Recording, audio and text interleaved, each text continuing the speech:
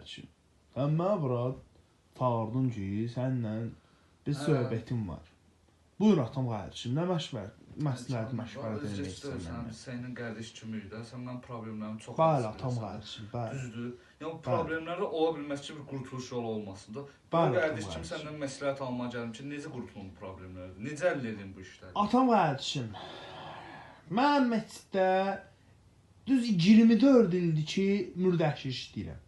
Ay, çox bildik də. Hə. Nə dəxsi var? Sözümü kəsmə atam qardaşım, böyük hörmətin olsun. Hə, buyur. Gedirsən, özünü asırsan. Neydi? Özünü asırsan.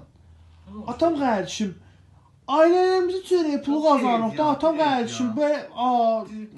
Deyirəm, ondansa ürəyicimə danmışdı ki, sən mürdəşi olan bəndə mənə yaxçı bir dənə məsləhət verməyəcək. Allaha and olsun deyirəm. Sən elə o işlədiyin məsciddə yumaq mənə borc olsun, Kamil. Atam qardaşım, Hə, deyir rədd ol günə.